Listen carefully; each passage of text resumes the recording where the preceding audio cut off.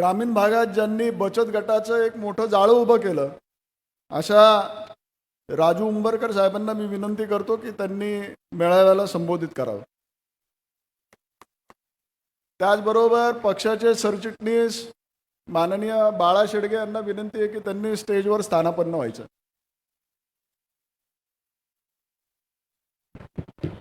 सर्वप्रथम ज्यांनी तुम्हा आम्हाला ओळख दिली असे आपले सन्माननीय राजसाहेब ठाकरे यांना मानाचा मुद्रा करतो. मंचावर उपस्थित माझे सर्व वरिष्ठ पदाधिकारी, समोर उपस्थित महाराष्ट्र नवनिर्माण सेनेचे संपूर्ण सहकारी, आज खऱ्या अर्थाने तळागाळातील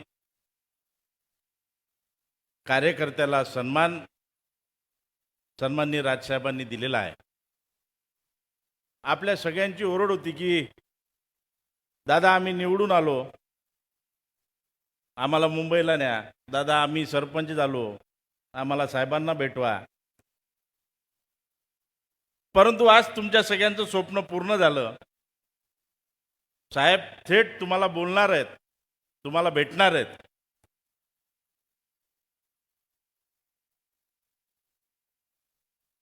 झोपी झाल्या ना रे सगळ्यांच्या? झोपी झाल्या की नाही? साहेब असं आहे की आम्ही ग्रामीण भागातून येतो आणि मला असं वाटतं की मी 850 किलोमीटरवरून आलो. आम्हाला रात्रभर चालत यावं लागतं. म्हणून मेळाव्याची वेळ ही 3 ते 4 वाजेपर्यंत असायला पाहिजे असं माझं मत आहे. सगळे सुस्त झालेले आहेत कारण रात्रभर चालत आलेले आहेत.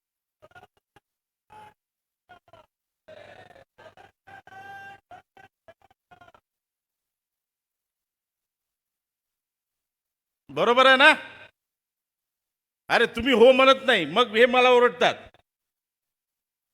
मी ग्रामीण भागाचं मांडत असतो. असो, आपण सगळेजण निवडून आलात.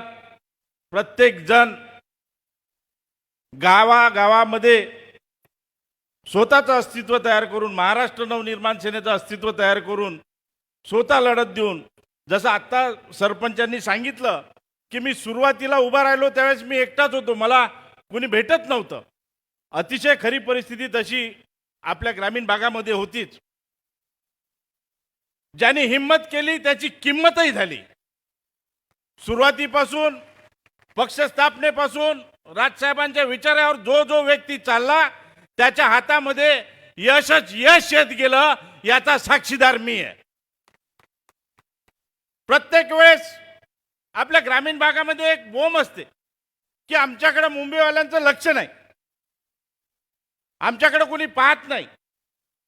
परंतु आपल्याकडे पाहायचा मुंबईवाले किंवा आपल्या वरिष्ठ पदाधिकाऱ्यांना बोलायच्या अगोदर आपल्या सोबतचे सहकारी, आपल्या शाखेतले सहकारी, त्यांच्यासाठी आपण काम करणं महत्त्वाचं आहे. कारण त्यांना वाटलं पाहिजे की माझ्या पाठीची हात ठेवणारा माझा शाखा अध्यक्ष आहे. शाखेपासून सुरुवात, मी तर म्हणतो पक्षाची सुरुवात ही ग्रामीण भागामधूनच होते. ग्रामीण भागामधलं जर आपलं जाळं जर घट्ट असलं तर आपल्या पक्षाचे मुळं जर घट्ट असले तर आपल्याला कोणी हलवू शकत नाही. तुम्ही स्वतः सक्षम आहात, तुम्ही स्वतः निवडून आलेले आहात. तुम्हाला माहिती आहे की तुमचा एक ठराव तुमच्या गावाचं चित्र बदलू शकतो. परंतु तो ठराव हा गावाच्या भल्यासाठी असला पाहिजे, प्रत्येक नागरिकाच्या भल्यासाठी असला पाहिजे. आणि मग तो ठराव पंतप्रधानांनी जरी मनात घेतला तरी तो रद्द करू शकत नाही. ही ठरावाची किंमत ज्यावेळेस तुम्हाला कळेल त्यावेळेस खऱ्या अर्थाने तुम्ही तुमची ग्रामपंचायत चालू शकता. अनेकशा योजना आहेत. ग्रामीण भागामध्ये काम करत असताना मला माहिती आहे आपल्याला कुठला आमदार खासदार आपल्याला निधी देत नाही. जिथं महाराष्ट्र नवनिर्माण सेनेचा सरपंच आहे, सभासद आहेत, त्यांना नांदगावकर साहेब आम्हाला निधी मिळत नाही. आणि अशा वेळेस माझा सरपंच नाराज होतो. परंतु मित्रांनो, एक तुम्ही लक्षात ठेवा, नाराज न होता, तुम्ही सन्मान्य राजसाहेबांचे सरपंच आहेत, तुम्ही सन्मान्य राजसाहेबांचे सभासद आहेत, हे लक्षात ठेवा. आणि जे आमदार करू शकत नाही ते तुम्ही करू शकता, कारण तुम्ही गावातले आमदार आहात.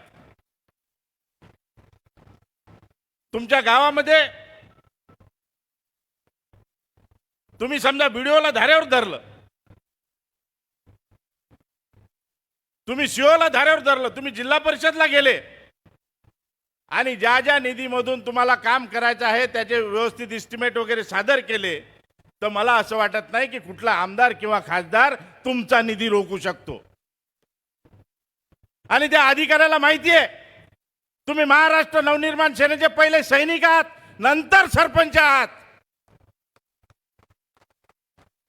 महाराष्ट्र नवनिर्माण सेनेच्या सैनिकाची किंमत काय हे मला चांगल्या तरीकेने माहिती आहे. महाराष्ट्र सैनिक हा कुणाच्या भरोश्यावर राहत नाही. तुम्ही पाहत असाल, आज बेरोजगारीचा आकडा हा वर्षोनवर्ष वाढत चाललेला आहे. जे आमदार खासदार करू शकत नाही, आम्ही सर्व मंडळी बसलो आणि विचार केला की निदान या मतदारसंघामध्ये जिथं आपण राहतो त्या मतदारसंघाच्या युवकाच्या हाताला तरी आपण काम दिलं पाहिजे. 3 महिने रोजगार मिळवायची मेहनत घेतली. प्रत्येक घराघरामध्ये प्रत्येक युवक गेला. पॉम्पलेट असतील, बॅनर असतील, पोस्टर असतील, गावागावापर्यंत पोहोचवले, घराघरापर्यंत पोहोचवले. का? तर प्रामाणिक उद्देश होता की माझ्या मतदारसंघातल्या प्रत्येक युवकाच्या हाताला काम मिळालं पाहिजे. आणि मग पंचायत समिती स्तरावर आम्ही त्यांचे ट्रेनिंग घेतले, कारण ग्रामीण भागातल्या युवकांना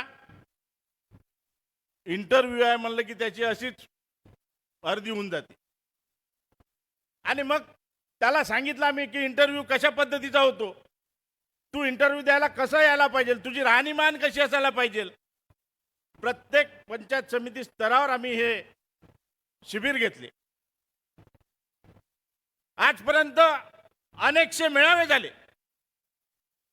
परंतु त्याच्यातून कुणाच्या हाती काही लागलं नव्हतं.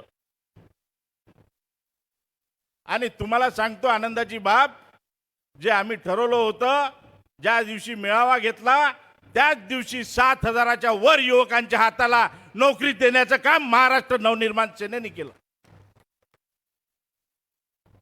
एकदा जर आम्ही ठरवलं की आपण 100% ते करू शकतो. तुम्हाला तुमचे नियम सगळ्यांना माहिती आहेत, काय करायला पाहिजे, कुठून निधी आणायला पाहिजे, कोणत्या स्तरावर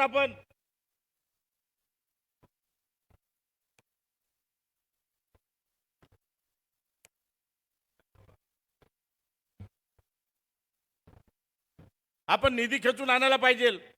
परंतु मी तुम्हाला एक गोष्ट सांगतो,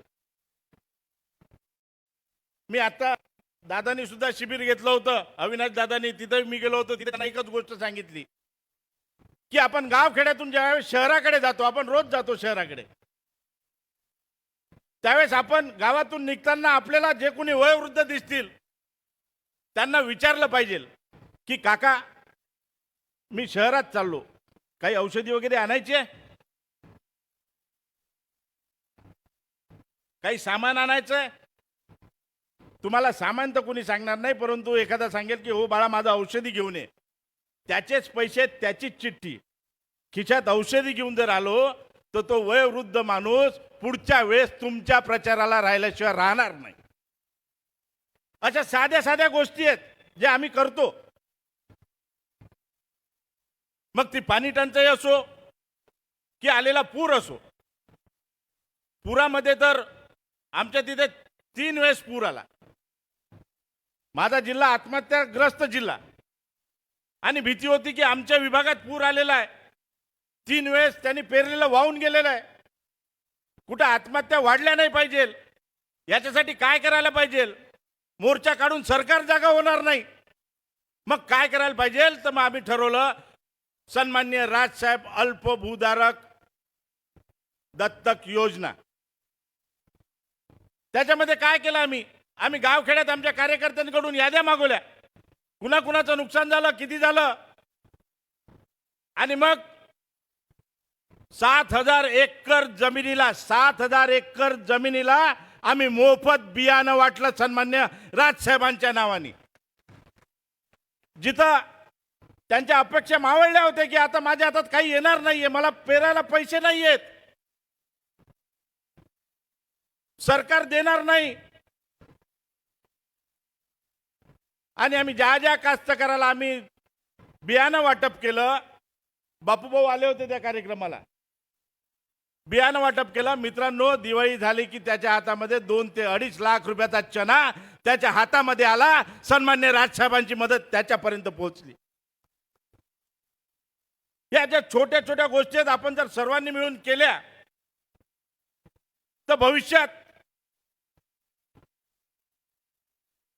मला वाटत नाही हे 2024 आपलं आहे, पण हे आणखीन खंबीरपणे आपलं राहील.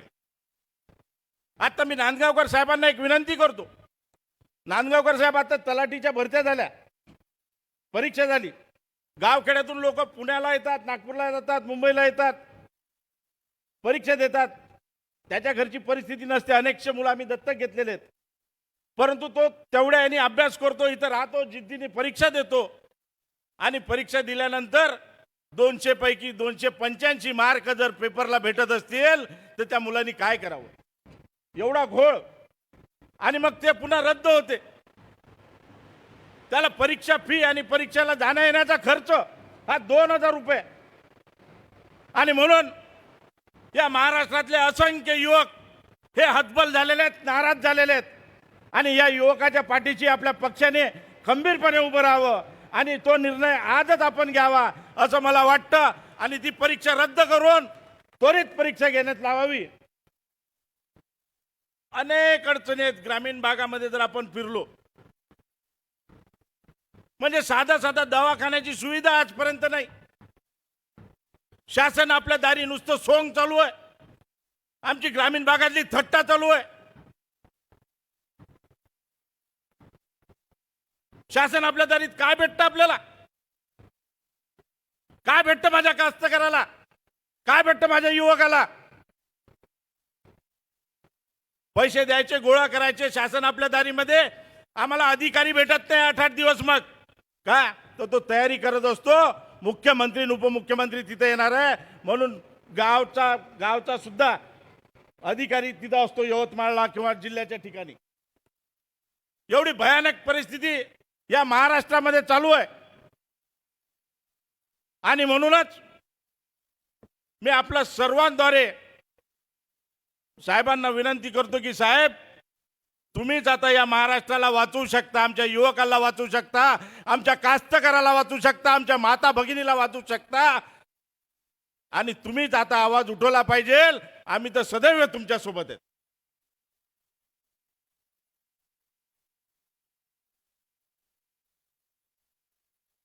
कास्तकाराचे हाल, साप चावला तरी त्याला दवाखाना नाही, दवाखान्यात गेलो तो औषध नाही, 24 तास वीज कंपन्याला भेटते. माझ्या कास्तकाराच्या हातातलं पीक वाळून जातं, त्याला वीज भेटत नाही. डीपी जळली तर 8-8 दिवस डीपी येत नाही.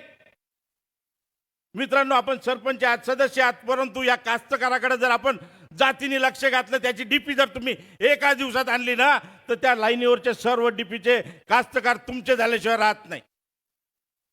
त्याचं उभं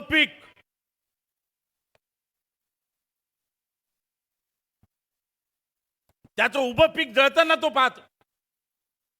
एक एक रोपट स्वतःच्या मुलासारखं वाढवतो, आणि 8 दिवस लाईन नसली की कास्तकार गेला मातीत, त्याच्याकडे कुणाचंही लक्ष नाही. आणि या सगळ्या बारीक सारीक गोष्टीकडे जर आपण लक्ष घातलं, आपण पुढाकार केला, आपण आंदोलन केले, तर 100% आपला ग्रामीण भाग समोर येईल. महाराष्ट्र नवनिर्माण सेना तळागाळात पोहोचेल. मी आपणा सर्वांना एवढीच इथं विनंती करतो की आपण ग्रामीण भागामध्ये काम करत असताना आपल्या पाठीचा कणा कास्तकार आहे, आणि कास्तकाराच्या पाठीशी आपण खंबीरपणे उभं राहिलं पाहिजे. एवढंच बोलतो, इथंच थांबतो. जय हिंद, जय महाराष्ट्र.